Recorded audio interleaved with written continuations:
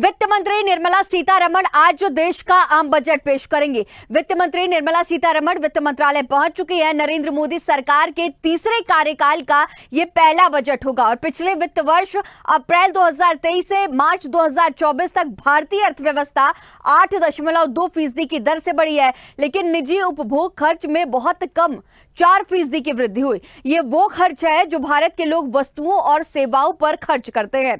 Budget को लेकर textile industry को काफी उम्मीदें हैं। बजट 2024 से शिक्षा क्षेत्र के लिए बड़े सकारात्मक बदलाव की उम्मीद है। मोदी 3.0 के इस बजट से लोगों की क्या उम्मीद है, आपको सुनाते हैं। और अब इसी पर और भी ज्यादा जानकारी के साथ इंदौर से हमारे ब्यूरो चीफ चेतन हमारे साथ लाइव जुड़ चुके हैं। चेतन, अब देखिए जिस तरह से सभी की नजर आज टिकी हुई है, मोदी सरकार का ये तीसरा आम बजट होगा और साथ ही अगर हम बात करें महिलाओं की, युवाओं की, तो सभी को बहुत उम्मीद है। बजट में एमएसएमई का भी विशेष ध्यान रखने की उम्मीद लगाई जा रही है, तो तमाम चीजों का जिक्र किया जा रहा है। आप पीएलआई स्कीम की अगर हम बात करें तो किस तरह से एक्सपेक्टेशंस लोगों की बनती हुई नजर आ रही है? तरीके से बात कर लें, सारे आज की 11 बजे मंत्री निर्मला सीतारमण आज बजट पेश करेंगी। सरकार और 7वीं बार यह बजट पेश करेगी निर्मला सीतारमण। जिस तरीके से बात कर ली, केंद्रीय मंत्री हैं और गरिमा, जिस तरीके से सभी की निगाहें हैं इस पर, और खासकर ये माना जा रहा है कि इस बार 2046 को लेकर काफी फोकस किया गया है। और अर्थव्यवस्थाओं की बात करें तो इस बार कहीं ना कहीं अर्थव्यवस्था मजबूत हो, इसको लेकर इस बजट में काफी अहम बातें रखी गई है। और जिस तरह से मिडिल क्लास को काफी उम्मीद है इस बजट से, तो सारी मिडिल क्लास से चाहता है कि इस बार कहीं ना कहीं बजट में उन्हें राहत मिले। और जिस तरीके से 11 बजे क्या बजट पेश होता है, किस तरीके का होता है, जिस तरीके महंगाई की बात कर लें, किस तरीके से किस चीजों पे महंगाई में की दरों पे छूट दी जाएगी और किस तरह से कोई क्या चीजें महंगी हो गई, ये सब चीजें तो 11 बजे बाद सामने आएगी। पर मिडिल क्लास की बात करें तो मिडिल क्लास को काफी उम्मीद है इस बार बजट को लेकर। और जिस तरीके से बात करें तो इस बार कहीं ना कहीं लोकसभा चुनाव में किसानों को लेकर, महिलाओं को लेकर, युवाओं को लेकर जिस तरीके से बात की जा रही थी, इस बजट में क्या जो बातें हैं वो वास्तव में पेश होगी या नहीं होगी, तो आने वाला समय 11 बजे बाद ही तय होगा। पर जिस तरीके से बात कर लें, पूरे मध्य प्रदेश की निगाहें आज 11 बजे निर्मला सीतारमण वित्त मंत्री पर रहेगी कि क्या बजट में क्या राहत मिल रही है लोगों को। जी, जिस तरह से बजट में लोगों को एग्री सेक्टर में बहुत ज्यादा उम्मीद है, ग्रामीण क्षेत्रों में बहुत ज्यादा उम्मीद है, लोग बहुत ज्यादा उम्मीद लगा के बैठे हैं, क्योंकि जिस तरह से हमने देखा जब सरकार सत्ता में आई तो सबसे पहले किसान सम्मान निधि की फाइल पर ही दस्तखत पीएम मोदी ने किया था। और अब उम्मीदें कृषि सेक्टर में किस तरह से, इस स्पेस में किस तरह से एक्सपेक्टेशंस देखते हैं आप? जी गरिमा, एग्रीकल्चर की बात करें तो सारे किसानों को काफी उम्मीद है, क्योंकि इस तरीके से लोकसभा चुनाव में काफी वादे किए गए थे। वादे खरे उतरे या नहीं उतरे, ये तो आने वाला समय 11 बजे बाद ही तय होगा। बजट के बाद किस तरीके से क्या राहत किसानों को मिली है, पर यह पक्का अनुमान लगाया जा रहा है कि किसानों को बड़ी एक राहत मिलने जा रही है। और एग्रीकल्चर जो विभाग है उनपे लगातार लोगों की निगाहें, उनका कहना है कि कहीं ना कहीं जो सरकार ने वादे किए पूरे होंगे। और कहीं ना कहीं जो किसान निधि है उससे कहीं ना कहीं हस्ताक्षर हो गए थे, उसके बाद कहीं ना कहीं किसानों को बड़ी राहत मिलने की बड़ी उम्मीद है। उसके बाद सबसे बड़ी बात कर ली जाए तो यह घरेलू जो सामान है उसमें भी कहीं ना कहीं एक राहत मिल सकती है आज सूत्रों के अनुसार, यह भी एक बात सामने आ रही है। और मिडिल क्लास का जो बजट है वो कहीं ना कहीं ठीक है, आपके पास फिर से लौटूंगी चेतन। हमारे साथ जबलपुर से भी हमारे सहयोगी सोमनाथ हमारे साथ लाइव जुड़ चुके हैं। सोमनाथ, देखिए जिस तरह से अगर हम मध्य प्रदेश की बात करें तो कृषि सेक्टर बहुत बड़ा सेक्टर है मध्य प्रदेश के लिए, और सबसे खास बात यह भी है कि कृषि मंत्रालय भी मध्य प्रदेश के जो पूर्व मुख्यमंत्री रहे हैं शिवराज सिंह चौहान, उनके पास है। तो लगातार कृषि सेक्टर्स में लोगों को उम्मीदें बहुत ज्यादा, और इस बार और भी ज्यादा उम्मीदें, क्योंकि मोदी सरकार ने तीसरी बार सत्ता में काबिज हुए और लगातार किसानों को लेकर के तमाम बातें। हालांकि दिल्ली में हम लगातार ये भी देख रहे हैं कि बॉर्डर्स पर एमएसपी पर कानून को लेकर के प्रदर्शन भी चल रहा है, और ऐसे में आज कृषि सेक्टर्स को लेकर किस तरह के एक्सपेक्टेशंस आप देख रहे हैं? सरकार के बजट में इस बार जो बड़ी सौगात मोदी सरकार देने की योजना तो बनाई है, क्योंकि गठबंधन की सरकार है, इनकी इसका फायदा जरूर आम जनता को मिलेगा। और किसानों को भी इसका विशेष तौर पर फायदा इसलिए मिलेगा कि जो कृषि विश्वविद्यालय है, जो कृषि क्षेत्र के लोग हैं, उसमें कृषि को बढ़ावा कैसे देना है और किसानों को किस तरह लाभ देना है, उसका प्रमुख फोकस तो किया जाएगा। और इस बार मध्यम वर्गीय जो लोग हैं उनको भी फायदा देने का, और टैक्स में भी राहत मिलने की उम्मीद है। जो एक्सपर्ट बताते हैं कि जो सरकार है, सरकार में गठबंधन है, जिसकी वजह से मोदी सरकार को कुछ बदलाव तो करना पड़ेगा। पूर्णतः और जनता को फायदा मिलेगा। खास बात यह कि मध्यम वर्गीय जो युवा वर्ग है उनको किस तरह रोजगार के अवसर प्रदान किए जाए, प्राइवेट सेक्टर हो चाहे निजी संस्थान जितने भी हैं उनको लेकर, और व्यापारी वर्ग के लिए भी विशेष तौर पर बनाने की योजना बनाई जा रही है। और जिस तरह रोजगार के अवसर प्रदान करने, उसके लिए नए नए क्षेत्र आयाम तैयार करने हैं। और कृषि क्षेत्र के लिए सबसे चीज है कि जो जमीनें किस तरह की नई उन्नत खेती की जाए उसको लेकर भी तैयारी की जाएगी, ये एक्सपर्ट बता रहे थे जी। और चलिए अब रेलवेज पर आते हैं, क्योंकि रेलवेज की अगर हम बात करें, हेल्थ केयर की अगर हम बात करें तो बहुत अहम हो जाता है ये दोनों सेक्टर। और लगातार हम देखते हैं कि हेल्थ केयर को भी बड़ा बजट पास होता है हेल्थ केयर के लिए, और ऐसे ही रेलवेज के लिए। लेकिन इस बार की अगर हम बात करें सोमनाथ, तो बहुत अहम इसलिए हो जा रहा है क्योंकि लगातार सिक्योरिटी, रेलवेज की सिक्योरिटी पर तमाम तरह के सवालिया निशान खड़े हो रहे हैं। हमने हाल का ही अगर हम जिक्र कर ले तो लगातार एक्सीडेंट्स के मामले, जो ट्रेन के डिब्बे हैं वो पटरियों से उतर जा रहे हैं, तो ऐसे में सिक्योरिटी भी बड़ा मुद्दा। तो साथ ही अगर इसके लिए कहे, इसके साथ ही बुलेट कॉरिडोर के लिए भी बड़ा बजट पेश होने की उम्मीद। रेलवेज और हेल्थ केयर की अगर हम बात करें तो क्या एक्सपेक्टेशंस इस बार के बजट में नजर आ रही है पिछली बार की तुलना में?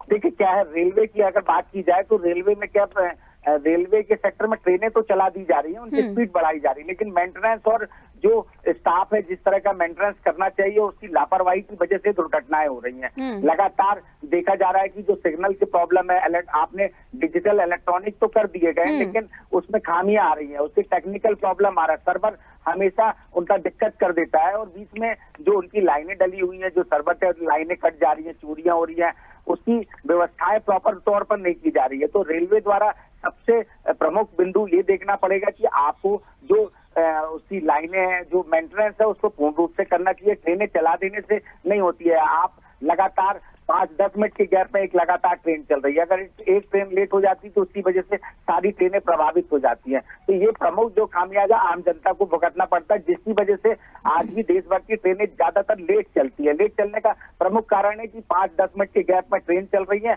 और उसके बाद पटरियां बढ़ाई नहीं गई है, यहाँ तक की लाइनें ज्यादा होनी चाहिए। एक लाइन पे आप लगातार 10-10 मिनट में चला रहे हैं, तो उसकी वजह से ये जो ट्रेन लेट का प्रॉब्लम इस वजह से हो रहा है। दूसरा, जैसे अभी बरसात चल रही है, बरसात में भी ट्रैक में पानी भर जा रहा है, ट्रैक में पानी भरने से ट्रेन की जो गति है उसको धीमी करनी पड़ती है और काफी दिक्कतें हो रही है। और इसी तरह स्वास्थ्य की बात की जाए तो स्वास्थ्य इस समय प्रमुख तौर पर देखा गया है कि कोरोना की महामारी के बाद जो स्वास्थ्य व्यवस्था है उसको व्यापक रूप से सुधार की आवश्यकता है। सरकारी संस्थान, ऐसे स्वास्थ्य अस्पताल जिसमें डॉक्टर नदारत रहते हैं, नजर नहीं आते, व्यवस्थाएं पूरी चरमराई रहती है, तो ये सब व्यवस्थाएं जो पूर्ण रूप से है वो सरकार को प्रमुख तौर पर देखना चाहिए। और सरकारी अस्पताल की व्यवस्थाएं लगातार सुधारना चाहिए, क्योंकि आज भी ओपीडी में मरीजों की संख्या लगातार 200 से ऊपर जाती है, जिसमें इलाज प्रॉपर नहीं हो पाता। और प्राइवेट सेक्टर में है कि उसमें लगातार कमीशन खोरी चलती है, जिसकी वजह से ये समस्याएं आती है। लोग ज्यादातर जो मध्यम वर्गीय, जो गरीब वर्ग है वो इलाज नहीं करा पाता। आयुष्मान योजना तो चलाई जा रही है लेकिन उसमें भी लगातार कालाबाजी, धोखाधड़ी की जा रही है, जिससे लोग परेशान हो रहे हैं। जी कर्मा जी। सोमनाथ, आपके पास फिर से लौटूंगी। ग्वालियर से भी हमारे ब्यूरो चीफ अरविंद सिंह चौहान भी हमारे साथ लाइव जुड़ चुके हैं। अरविंद, अभी हम जिक्र कर रहे थे रेलवेज का, हेल्थ केयर का और साथ ही साथ कृषि सेक्टर का, लेकिन अब देखिए सबसे ज्यादा जो इस बार का जो फोकल एरिया रहा है, हमने देखा मोदी सरकार का, वो मैन्युफैक्चरिंग सेक्टर रहा है। इस बार के मैन्युफैक्चरिंग सेक्टर से क्या कुछ एक्सपेक्टेशंस आने वाले वक्त में नजर आ रही है? इंपोर्ट एक्सपोर्ट का भी अगर हम जिक्र कर ले साथ में, तो देखा जाए कि आम बजट का इंतजार तो सभी आम जन को रहता है, और आम जन को क्या कहें कि मिडिल क्लास को ज्यादा रहता है, क्योंकि जब से ये सरकारें बनी हैं, अगर 1947 की बात की, इसके बाद की बात करें तो कहीं ना कहीं साफ तौर पर आम जन जो निचला वर्ग है और अपर क्लास है उन्हें हमेशा लाभ की श्रेणी में रखा गया, लेकिन जो मिडिल क्लास है, जिसकी आबादी पूरे देश में लगभग 67% है, उसे कहीं ना कहीं धोखे में रखने की संभावना बराबर बनती रहती है और बनी हुई है। अगर पिछले बजटों की बात करें तो उनके लिए ये बजट लोग लुभावन साबित होता है। तो और जो गरीब श्रेणी के लोग हैं, किसान हैं, उन्हें जरूर संभावनाएं मिलती है कि उन्हें एक अच्छा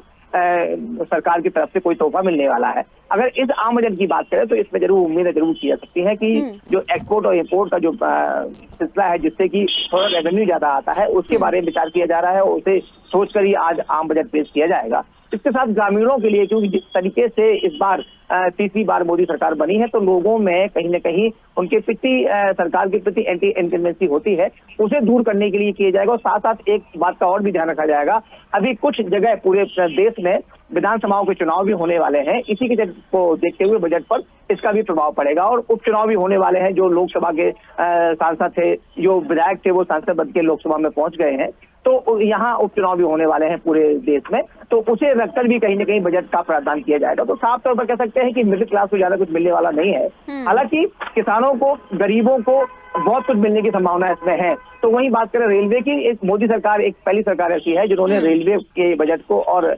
आम बजट को साथ साथ पेश करने का प्लान किया था। इससे पहले रेल बजट अलग पेश होता था और आम बजट अलग पेश होता था।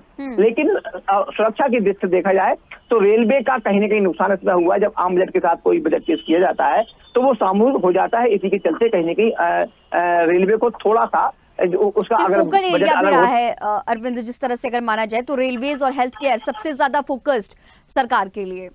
जी, तो साफ तौर पर देखा जाए कि रेलवे का और हेल्थ के मामले में सरकार बहुत संवेदनशील है। साफ तौर पर तारीफ करनी चाहिए जिस तरीके से आयुष्मान योजना के जो कार्ड बनाए गए हैं। लेकिन सबसे बड़ी बात यहाँ पर यह है कि कार्ड, कोई भी योजना चालू कर दी जाती है लेकिन उसका क्रियान्वयन सही तरीके से नहीं हो पाता। यही वजह है, आप साफ तौर पर देखें कि हमारे आसपास ऐसे बहुत सारे गरीब लोग हैं जिनका आयुष्मान कार्ड नहीं बना है, उसमें सारी ऐसी टेक्निकल प्रॉब्लम्स हैं जिसके चलते ये कार्ड नहीं बन पाता है। तो वहीं ऐसे लोग भी हैं, धनाढ्य लोग भी हैं जिनके बहुत सारे कार्ड बन जाते हैं। तो बजट में ये कहीं ना कहीं सुरक्षा के लिए और सही से योजना का जो क्रियान्वयन सही हो, इसके लिए विशेष कहीं ना कहीं आज देखने को बराबर, क्योंकि सरकार के पास सारी ऐसी सुरक्षा एजेंसियां हैं, सारे इनपुट उन्हें मिलते हैं, उन्हें अच्छे से पता है कि हमारी कौन सी योजना और किस जगह फेल हो रही है और किस जगह हमारी योजना को लाभ मिल रहा है और किस तरीके से लोग योजना का लाभ ले पा रहे हैं। तो सबसे बड़ी बात है, योजना बनाने के बाद उसका लाभ लेना बहुत जरूरी है। तो साफ तौर पर आज लोगों को बहुत उम्मीद है।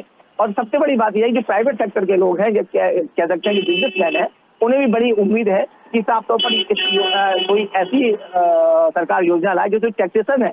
जब से जीएसटी लागू की गई है तो कहा गया था कि सारे टैक्स बिल्कुल खत्म कर दिए जाएंगे, लेकिन ऐसा नहीं हुआ। कल हमारी कुछ व्यापारियों से बात हुई थी जो यहाँ पर विशेषज्ञ हैं, उनसे हमारी बात हुई थी। उनका कहना यह है कि सरकार ने इस बार कहीं ना कहीं धोखा देने की कोशिश की है। जीएसटी लागू कर दिया, इसके बाद वैट टैक्स भी लागू है, कई तरीके से टैक्सों के साथ उन्हें व्यापार करना पड़ रहा है। 28% सरकार को कमाने के बाद दे देंगे तो उनके पास क्या बचेगा, इतना मार्जिन ही नहीं है। तो ये सरकार को इस बात सोचना चाहिए, क्योंकि व्यापार अगर होगा, व्यापारी अगर होंगे, व्यापार बढ़ेगा तो ही रेवेन्यू जनरेट होगा। जब रेवेन्यू जनरेट होता है तभी कहीं नहीं किसी देश का विकास होता है। गरिमा, ठीक है, आपके पास फिर से लौटूंगी। अरविंद हमारे साथ खंडवा से भी हमारे सहयोगी देवेंद्र हमारे साथ लाइव जुड़ चुके हैं।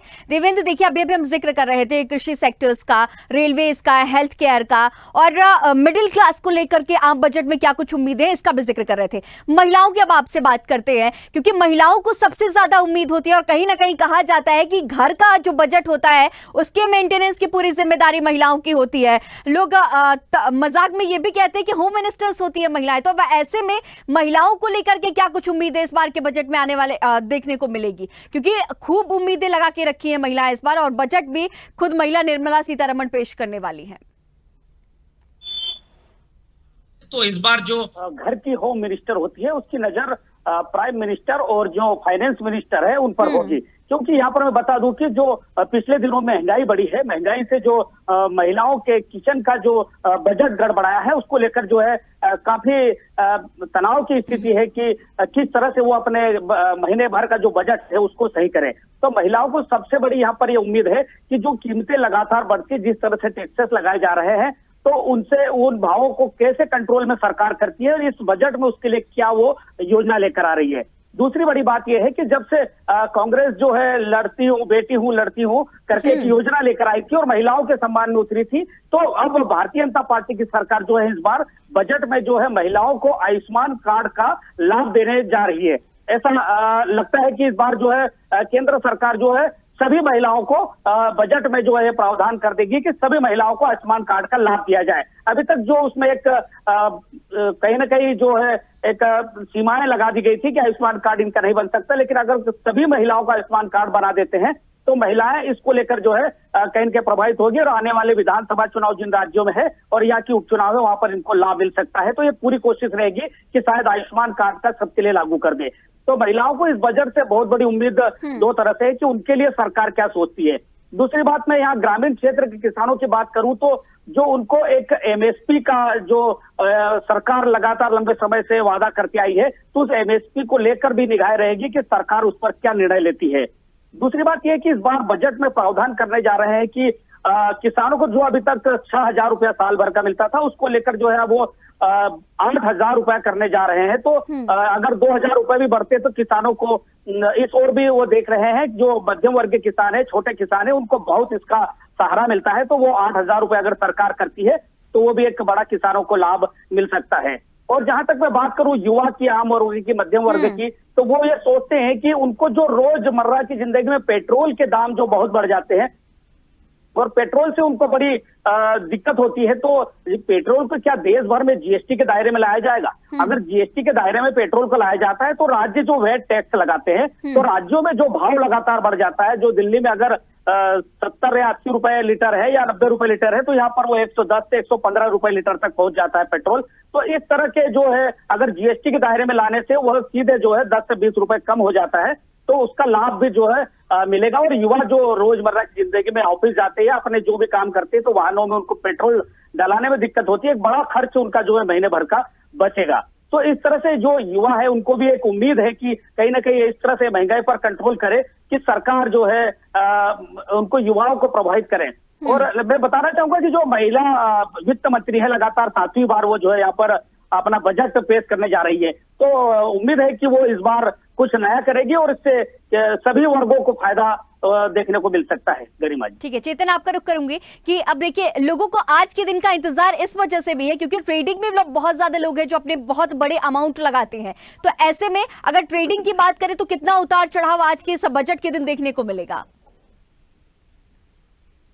तो आज सुनने की अगर बात करें तो आज लोग रुक जाएंगे, क्योंकि आज जब बजट पेश होगा, बजट के बाद कल कहीं ना कहीं ट्रेडिंग में उतार चढ़ाव देखने को मिलेगा, क्योंकि आज बजट पेश होने वाला है। बजट में क्या होता है क्या नहीं होता ये तो 11 बजे बाद ही तय होगा। पर जिस तरीके से आप बता रही थी कि महिलाओं की बात करें तो महिलाओं को काफी उम्मीद है, क्योंकि हमने देखा है कि महिलाएं लगातार जिस तरीके से बता रही थी कि इस बार कहीं ना कहीं केंद्र सरकार को काफी सारे रोजगार को लेकर, काफी अवेयरनेस को लेकर काफी बजट लाने वाली है। तो देखना होगा कि किस तरीके से क्या महिलाओं के लिए क्या रोजगार रहेगा, क्योंकि हमने देखा है कि छोटे प्रधानमंत्री कौशल योजना, तमाम जो योजना उनका लाभ मिलेगा या नहीं मिलेगा, क्योंकि हम देख रहे थे कि महिलाओं को जिस तरीके से कई योजनाओं का लाभ भी मिल रहा है, उन्हें लगातार जो योजनाओं का जो पैसा वो भी मिल रहा है। और जिस तरीके से बात करें आयुष्मान कार्ड की, तो इस बार कहीं ना कहीं जिससे अरविंद जी बता रहे थे कि इस बार कहीं ना कहीं महिलाओं को जो आयुष्मान कार्ड के लिए कर दिया गया कि इस बार कोई भी महिलाओं का आयुष्मान कार्ड बनना अनिवार्य है। तो इस तरीके से जो प्रावधान है वो भी 11 बजे तय हो जाएगा। उसके बाद कर लें अगर कृषि सेक्टर की बात कर लें, तो कृषि सेक्टर में इस बार कहीं ना कहीं बड़ा बदलाव होने जाएगा। मैं बता दूं जिस तरीके से हमने देखा है कि 18 वर्ष तक जो यहाँ ठीक है, यकीनन आज का ये दिन बहुत खास है महिलाओं के लिए भी, और बजट से सभी को बहुत ज्यादा, हर वर्ग को, हर सेक्टर्स को बहुत उम्मीदें हैं। चेतन, आपका हमारे साथ बने रहने के लिए बहुत शुक्रिया। देवेंद्र, आपका भी बहुत शुक्रिया। अरविंद, आपका भी हमारे साथ बने रहने के लिए बहुत शुक्रिया। और लगातार अब देखिए इस आम बजट से लोगों को बहुत ज्यादा उम्मीदें और 11 बजे का इंतजार सभी को, क्योंकि 11 बजे इस देश का आम बजट पेश होगा। मोदी सरकार का तीसरा बजट पेश होने वाला है। तमाम जो सेक्टर्स हैं उसमें बढ़ोतरी की उम्मीदें, टैक्स स्लैब में बदलाव की उम्मीदें, और ऐसे में बहुत ही खास 11 बजे का इंतजार। हम भी आप सभी तक लगातार अपडेट्स पहुंचाते रहेंगे हमारे इस खास बुलेटिन में। फिलहाल इतना ही, खबरों का सिलसिला लगातार जारी रहेगा। बने रहिए स्वदेश न्यूज के साथ, सबसे पहले देश।